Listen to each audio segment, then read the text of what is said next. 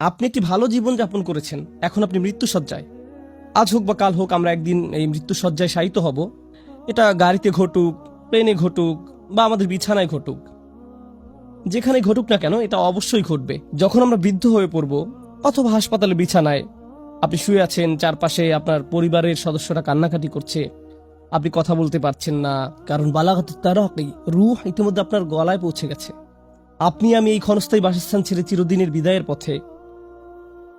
এই শরীরটাও আমাদের রূহের জন্য ক্ষণকালের বাসস্থান। আমরা এই শরীর ছেড়ে দেওয়ার পথে।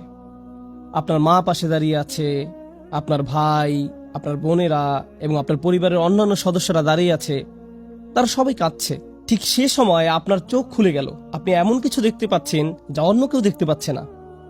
তখন তারা শুধু দুই দল ফেরেশতাদের মাঝে যে কোনো এক দলের দেখা পায়। এক ধরনের ফেরেশতা হলো এমন ফেরেশতা যাদের দেখে এমন ভয় পাবেন যা জীবনেও আপনি কখনো